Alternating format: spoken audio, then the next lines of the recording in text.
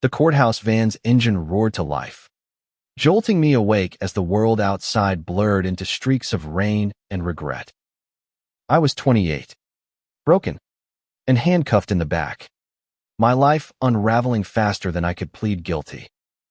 Beside me, my lawyer, Ethan Caldwell, sat rigid, his sharp jaw clenched, eyes fixed on the case file that held my fate. My name is Caleb Monroe, and I'd never been good at staying out of trouble. Growing up in the small town of Willow Creek, Virginia, I'd learned early that being gay in a place like this was a crime no court could name, but everyone enforced. I'd been arrested for assault self-defense. I swore after a bar fight with a guy who'd called me a slur and swung first. The truth didn't matter much in a town where whispers carried more weight than evidence. Ethan, 35, was the only lawyer who'd taken my case without flinching, his reputation as a brilliant defense attorney preceding him. He was all polished suits and measured words, but there was something in his eyes, a flicker of understanding that made me trust him. The van hit a pothole, and my shoulder brushed against his. I froze, hyper-aware of the heat radiating from him despite the cold metal bench. "Sorry," I muttered, my voice rough from hours of silence. "Don't be," Ethan said, his tone softer than I expected. He didn't move away. We were being transported to the county jail for an overnight hold before my hearing. The courthouse van, a rattling relic, was the only vehicle available after a storm had flooded the main roads. The driver, a gruff deputy named Harris, kept his eyes on the slick road, oblivious to the tension building in the back. I'd met Ethan 3 weeks ago when he'd walked into the holding cell, his briefcase clicking shut like a judge's gavel. He'd looked at minute through me, like everyone else, and said, "I'm here to get you out of this, Caleb. But you need to trust me." I didn't know then that trusting him would mean crossing lines I'd never imagined. The van's dim overhead light flickered, casting shadows across Ethan's face. He was handsome in a way that felt unfair, sharp cheekbones, dark hair just starting to gray at the temples, and eyes that seemed to see right through my defenses. I'd spent my life building walls, but Ethan had a way of slipping past them without trying. "You're staring," he said, not looking up from his file. I flushed, turning my gaze to the barred window. "Just wondering how you ended up in a dump like Willow Creek, defending guys like me." He closed the file, his fingers lingering on the edge. "Guys like you deserve a chance, Caleb. More than this town gives you." His words hit harder than they should have. I wasn't used to people seeing me as anything but trouble. My parents had kicked me out at 17 when I came out, and I'd scraped by ever since. Odd jobs, cheap apartments, and too many nights drowning my anger in whiskey. Ethan was different. He didn't just see a case. He saw me. The van slowed, pulling into a gravel lot near the jail. Harris muttered something about a paperwork delay and stepped out, leaving us alone in the locked compartment. The rain drummed against the roof, a steady rhythm that matched my racing pulse. Ethan turned to me, his expression unreadable. "Caleb, if we lose tomorrow, you could face 2 years. I need you to be honest with me about everything." I swallowed hard. "I told you. It was self-defense. That guy came at me with a bottle. I didn't mean to break his nose." "I believe you," he said, and the sincerity in his voice made my chest ache. "But the jury might not. This town, they've already made up their minds about you." I leaned back, the handcuffs biting into my wrists. "Yeah, well, being the town's resident queer doesn't help." Ethan's gaze softened, and for a moment, he looked like he wanted to say something more. Instead, he reached over, his fingers brushing the edge of my cuff. "These shouldn't be on you," he said quietly. The air between us thickened, charged with something I couldn't name. I'd felt it before in the way his hand lingered when he passed me a pen, in the way his voice dropped when he said my name. But here, in the back of this van, with the world shut out, it was impossible to ignore. Ethan, I started, my voice barely above a whisper. Why do you care so much? He didn't answer right away. His hand stayed near mine, close enough that I could feel the warmth of his skin. Because I know what it's like, he said finally, his voice low and raw. To hide who you are. To fight for a place in a world that doesn't want you. My breath caught. I'd heard rumors about Ethan whispers that he'd left a big city firm under mysterious circumstances, but I'd never dared ask. Now, his words hung between us, a confession wrapped in shadows. Before I could speak, the van door slid open, and Harris barked for us to move. The moment shattered, but as we stepped into the rain, Ethan's hand brushed mine again, deliberate this time. My heart pounded, and I knew nothing between us would ever be the same. The county jail smelled of damp concrete and despair, but all I could focus on was the ghost of Ethan's touch. We were led to separate rooms, him to a holding cell, him to a consultation booth, but his words echoed in my mind. I know what it's like. I sat on the thin cot, staring at the cracked wall, wondering what he'd meant. Had he been outed? Ostracized?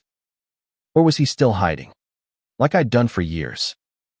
The next morning, Ethan was waiting for me in the courthouse, his suit crisp despite the sleepless night.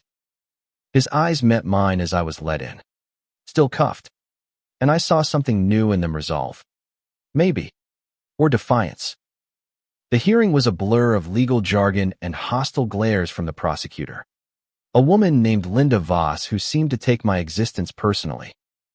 She painted me as a violent drifter, a danger to Willow Creek's good folks.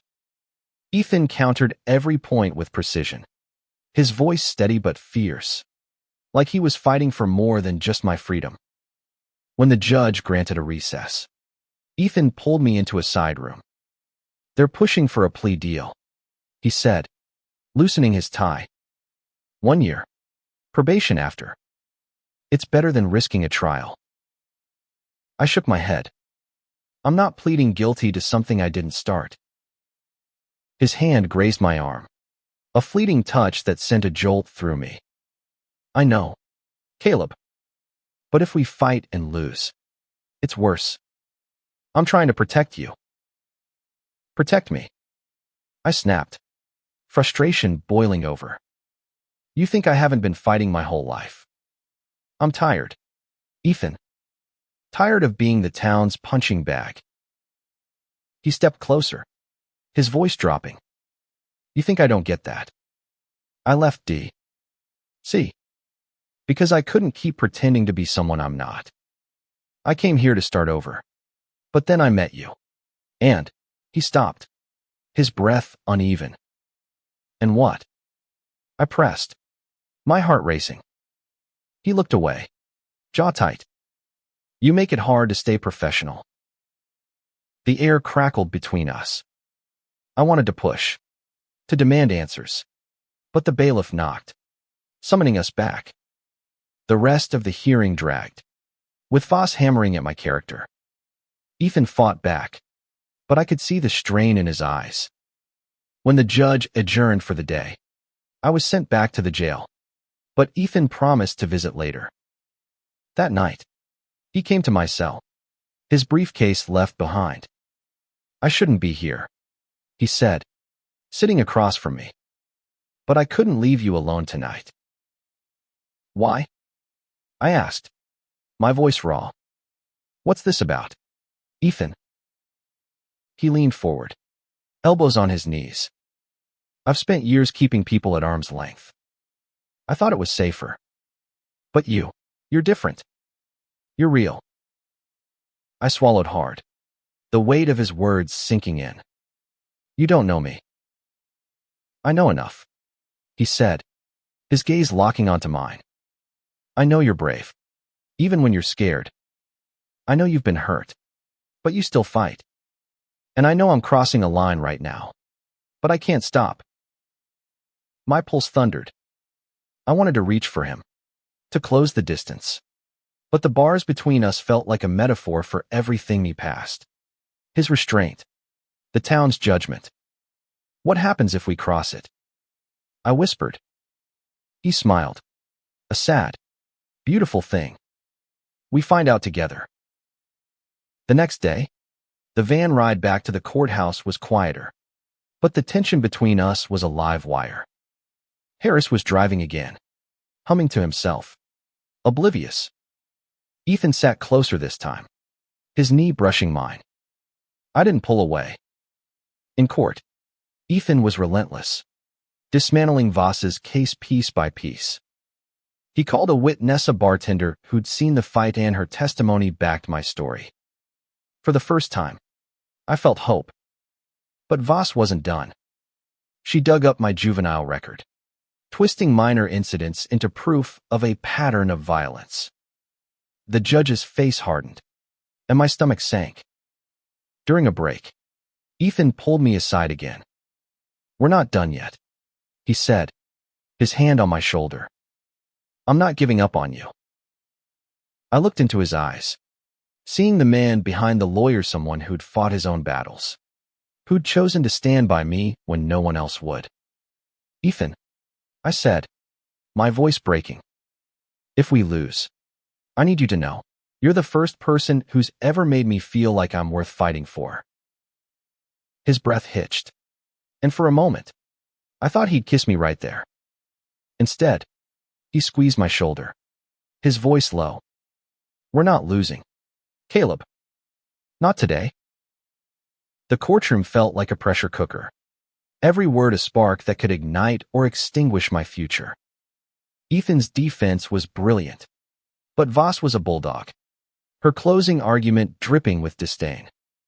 "Caleb Monroe is a danger to our community," she declared, her eyes flicking to me like I was something to scrape off her shoe. I gripped the edge of my chair, my knuckles white, as Ethan stood to deliver his final plea. "Caleb Monroe is not the villain here," he said, his voice steady but laced with passion. "He's a man who's been judged his whole life not for his actions, but for who he is. This case isn't just about a bar fight. It's about whether we'll let prejudice win." The jury's faces were unreadable, a mix of small-town locals who'd known me as that kid since I was 15. Ethan's words hung in the air, but I couldn't shake the fear that they wouldn't be enough.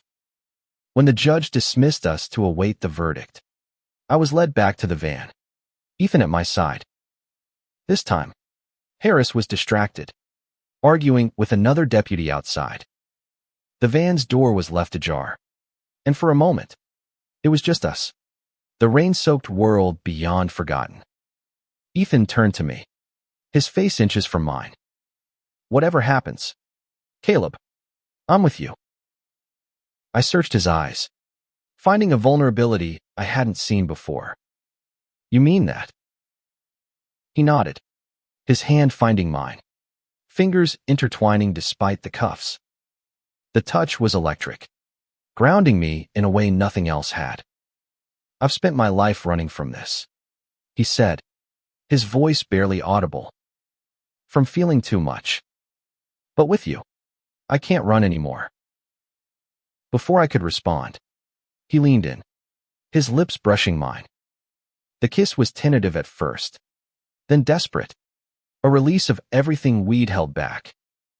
The van, the cuffs, the world had all faded.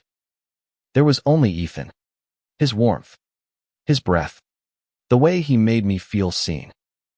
The door slammed open, and we pulled apart, hearts pounding. Harris glared but said nothing, locking the door and starting the engine. The moment was gone, but its weight lingered, a promise and a risk. Back at the jail, I couldn't sleep, replaying the kiss, Ethan's words, the trial. What did it mean for us? He was my lawyer, bound by ethics, but what we'd done, what we felt, had shattered those boundaries. I wondered if he regretted it, if he'd pull back now. He didn't. The next morning, he was there, his expression a mix of determination and something softer. "The jury's back," he said, guiding me to the van. "Whatever they decide, we face it together." The verdict came fast, not guilty. Relief flooded me, but it was Ethan's hand on my back, steady and warm, that kept me upright. As we left the courtroom, the townsfolk's stares burned. But for the first time, I didn't care. I had Ethan, and that was enough. Outside, the van waited to take me back to retrieve my things from the jail. Ethan climbed in with me, his presence a quiet anchor. "What now?" I asked, my voice shaky with freedom and fear. "Now," he said, his hand brushing mine, "we figure out what this is." The drive was silent, but the air between us hummed. At the jail, I was processed out, my belongings returned in a plastic bag. Ethan waited by the van, his suit jacket off, sleeves rolled up. He looked less like a lawyer and more like a man I could love. "Let's get out of here," he said, opening the van's passenger door for me. Harris had been replaced by another driver, who didn't care where we sat. I slid in beside Ethan, our shoulders touching. As we drove, Ethan spoke, his voice low. "I came to Willow Creek to escape my past. I was engaged once, to a woman, because I thought I could live the life everyone expected. But I couldn't. I left, started over, swore I'd never let myself feel that way again." "What changed?" I asked, my heart in my throat. "You," he said simply. "You make me want to be brave." I reached for his hand, and he didn't pull away. The van rolled through Willow Creek's quiet streets, past the diner where I'd worked, the bar where it all began. I was free, but the town's judgment would never fade. Neither would what I felt for Ethan. Freedom tasted like rain and Ethan's cologne, but it came with a bitter edge. Willow Creek wasn't a place that forgave easily, and I felt the town's eyes on me as we drove through its heart. Ethan's hand rested on the seat between us, close enough to touch, but not quite there. A reminder of the line we'd crossed and the ones we still faced. We stopped at my apartment, a rundown studio above a laundromat. Ethan followed me inside, his presence filling the small space. "This is me," I said, gesturing to the peeling wallpaper and secondhand couch. "Not exactly a penthouse." He smiled, stepping closer. "It's yours." "That's enough." I wanted to kiss him again, to lose myself in the one thing that felt right. But doubt crept in. "Ethan, what are we doing? You're a lawyer. I'm me. This town will eat us alive if they find out." He didn't flinch. "Let them try. I'm done hiding." His words were a lifeline, but they couldn't erase the reality. Willow Creek was a pressure cooker of gossip, and Ethan had a career to protect. I'd already cost him enough late nights, pro bono hours, the risk of that kiss in the van. "You could lose everything," I said, my voice cracking. "So could you," he countered, his hand finding mine. "But isn't this worth it?" Before I could answer, my phone buzzed a text from my old boss at the diner. "Heard you're out. Don't come back." The word stung, a reminder that freedom didn't mean acceptance. Ethan read the message over my shoulder, his jaw tightening. "They don't get to decide your worth," he said, his voice fierce. "You're more than this town." I wanted to believe him, but years of rejection had left scars. What if I'm not? What if I'm just the screw-up they all think I am? He cupped my face, his touch gentle but firm. "You're not. You're the man who fought back, who survived, the man I can't stop thinking about." The kiss that followed was slower, deeper, a promise sealed in the dim light of my apartment. For a moment, I forgot the town, the trial, the fear. But reality crashed back when we pulled apart, and I saw the weight in Ethan's eyes. "I need to tell you something," he said, sitting on the couch. "When I left D.C., it wasn't just because I was gay. I was outed by a colleague who thought it'd ruin me. It didn't. But it cost me my job, my fiancé, my life there. I came here thinking I could keep my head down. But then I met you."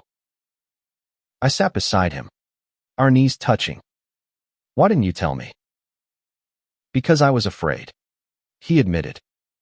"Afraid of wanting you." I took his hand, my thumb tracing his knuckles. "I'm scared too. But I don't want to stop."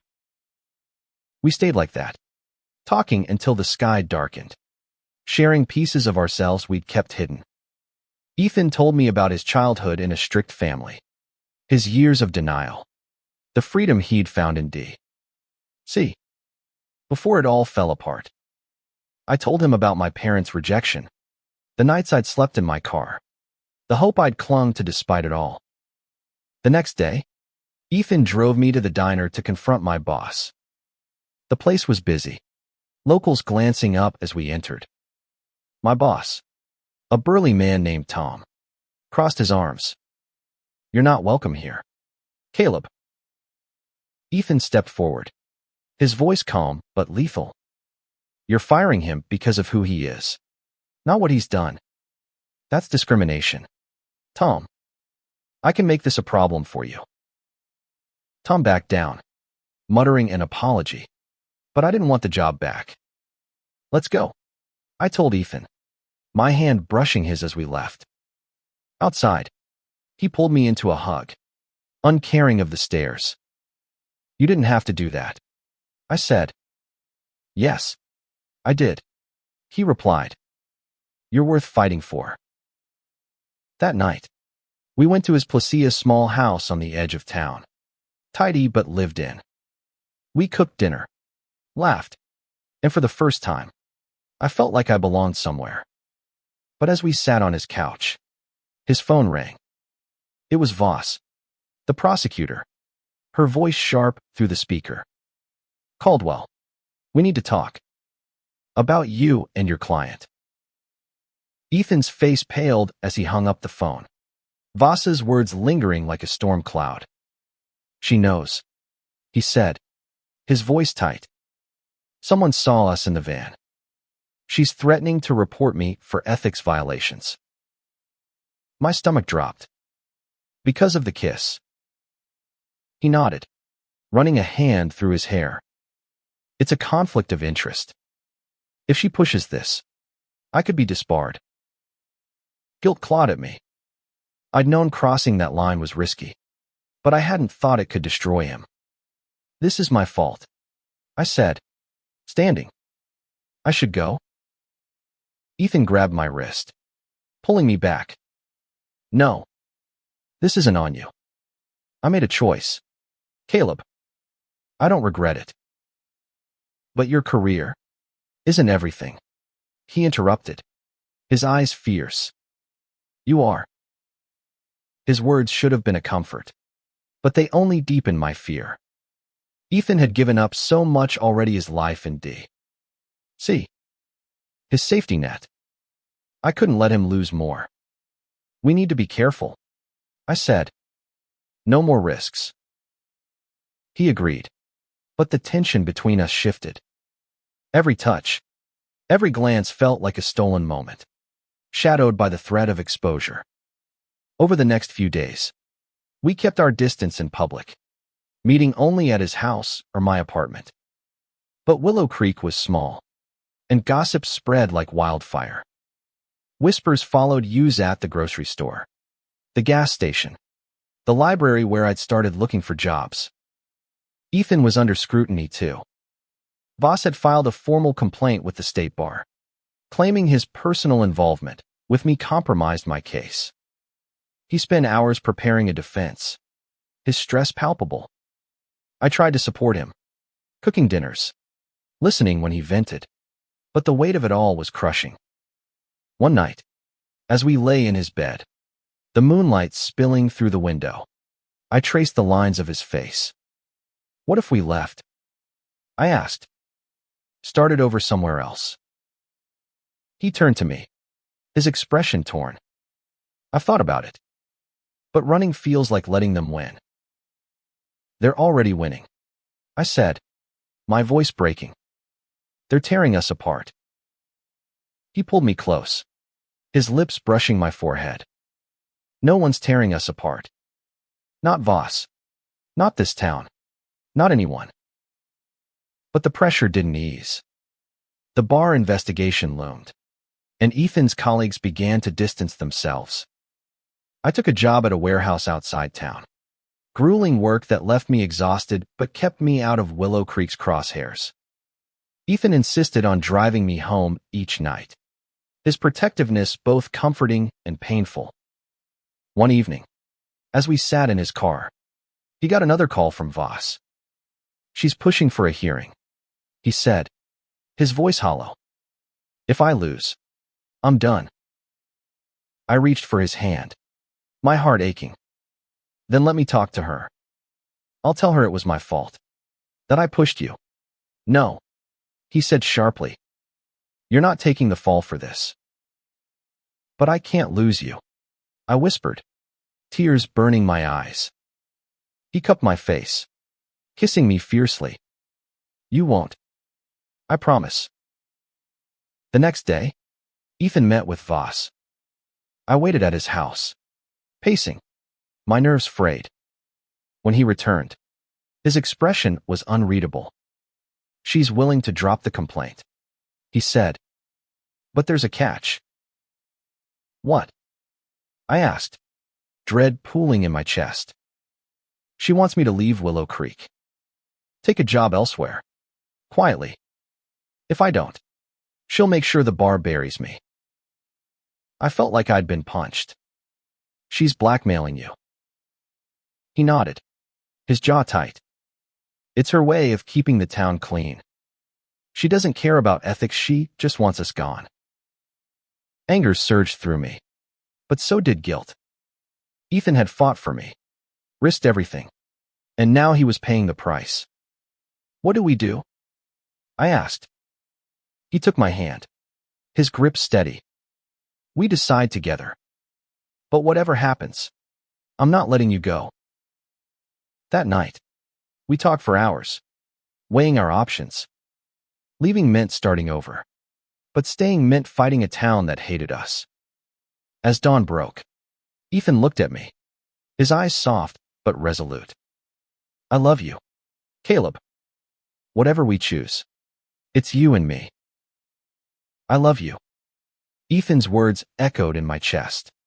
A warmth I'd never known but couldn't fully embrace, not with Voss's ultimatum hanging over us.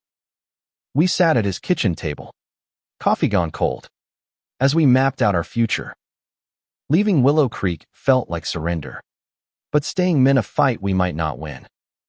I've got savings, Ethan said, his pen tapping the notepad where he'd listed cities: Richmond, Raleigh, even Portland. We could start fresh. You could go back to school. Maybe. I could find work. I shook my head. You love being a lawyer. I can't let you give that up. I'd give up more for you, he said, his voice raw. I already have. The weight of his sacrifice hit me hard. I'd spent my life running from my parents, from this town, from myself. But with Ethan, I wanted to stand still, to build something real. If we stay, I said, we'd have to fight dirty. Voss isn't playing fair. He nodded, a spark of defiance in his eyes. Then we don't either. Over the next week, we dug into Voss's past. Ethan had contacts from D.C., old colleagues who owed him favors. They found not much, but enough. Voss had a history of targeting defendants she deemed undesirable, bending rules to win. Ethan compiled a dossier, a quiet threat to counter her blackmail. We met her at a diner outside town, neutral ground. She sat across from us, Her smile cold. You're making a mistake. Caldwell, she said. Leave. And this goes away. Ethan slid the dossier across the table. Push this. And your career takes a hit. We've got evidence of your misconduct enough to make the bar look twice. Her eyes narrowed. But she didn't touch the file. You're bluffing. Try me, Ethan said, his voice steel. I watched, heart pounding, as she weighed her options. Finally, she stood. You've got 1 week to decide. After that, I don't play nice. When she left, Ethan turned to me, his expression weary but determined. We've bought time, but this isn't over. I took his hand, squeezing it. We'll figure it out. Together. Back at his house, we fell into each other, the tension of the day melting into kisses and whispered promises. But the fear lingered. Voss wasn't the only threat Willow Creek's gossip mill was churning. My landlord left a note, hinting at eviction. Ethan's office received anonymous complaints. The town was closing ranks. One night, as we walked to my apartment, a truck slowed beside us. Faggots. The driver spat before speeding off. I froze. The word a knife to old wounds. Ethan pulled me close, his arms a shield. They don't get to win, he said, his voice fierce. But they were winning. The pressure was suffocating, and I started to wonder if love was enough. I applied for jobs in Richmond, hoping a new city might give us a chance. Ethan hesitated, torn between his principles and our safety. Then came the break. Ethan's D.C. contact called with more on Voss proof she'd tampered with evidence in a prior case. It was enough to discredit her. Ethan drafted a formal complaint to the bar, but he didn't file it. This is our leverage, he said. We use it if she pushes.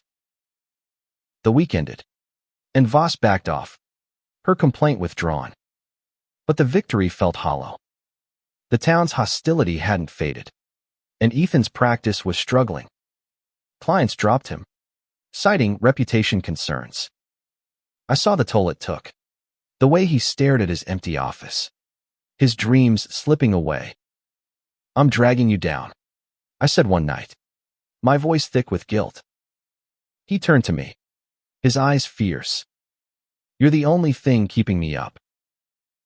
We made love that night, slow and desperate, as if we could hold the world at bay. Afterward, lying in his arms, I made a decision. Let's go, I said. Richmond. A fresh start. He looked at me, searching my face. Are you sure? I'm sure I love you, I said. That's enough.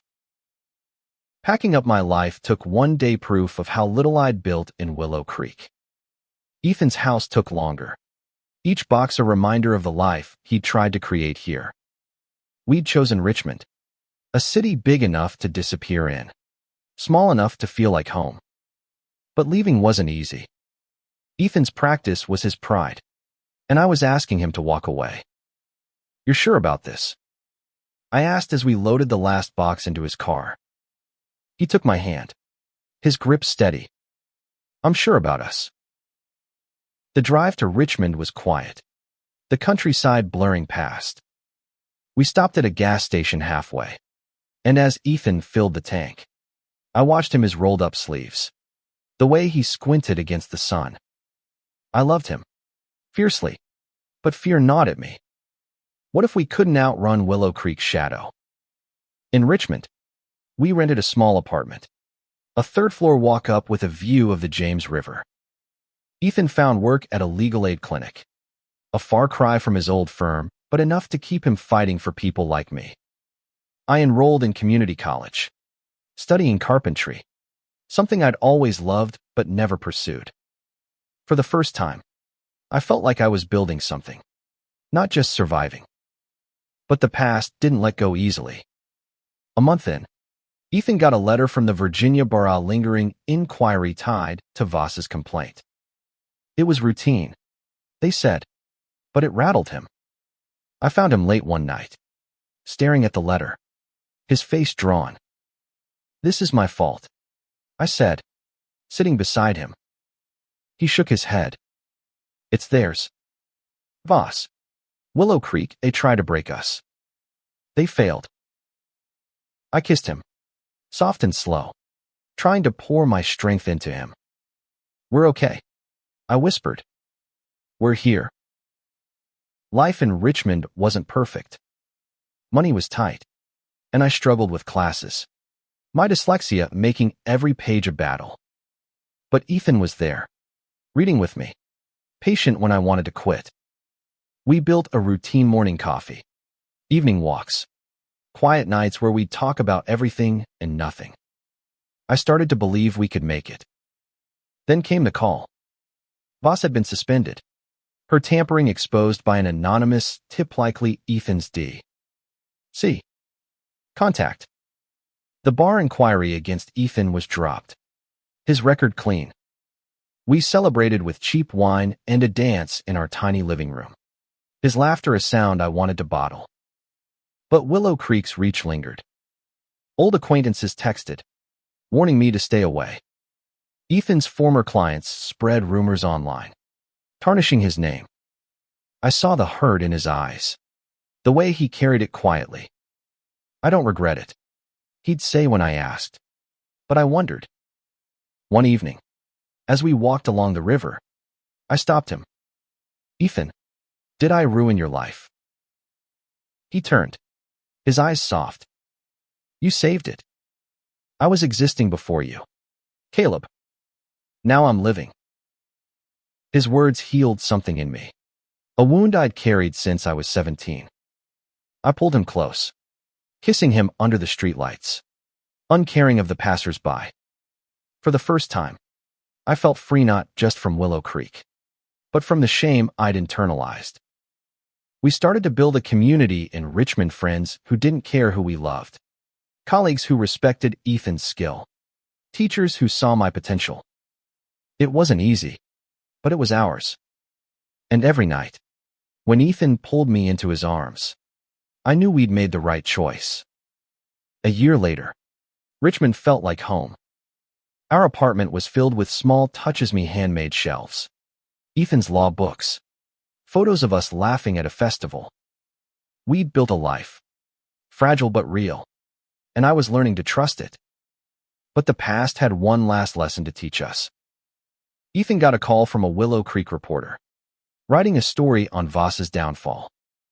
They wanted his side, but he refused. "Let it die," he said, but I saw the flicker of pain in his eyes. Willow Creek had taken so much: his career, his peace, but it couldn't take us. I was working at a carpentry shop now, my hands steady with tools, my confidence growing.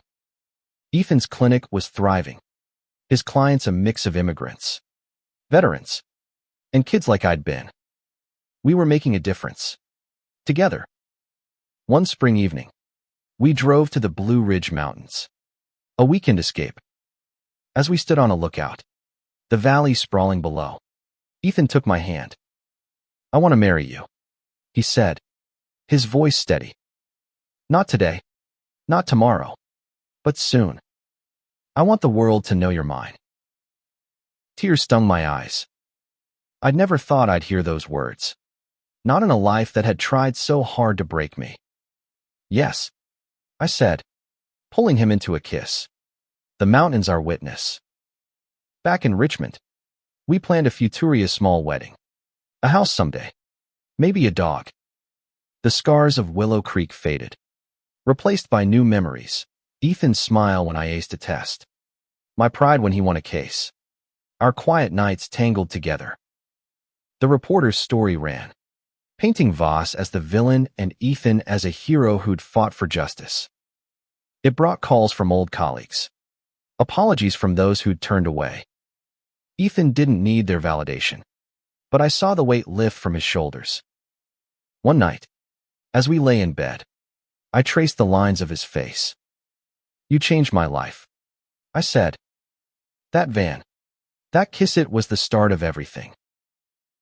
He smiled, his hand finding mine. You changed mine too. You made me brave. We'd crossed a line in that courthouse van, and it had cost us jobs, safety, the comfort of fitting in.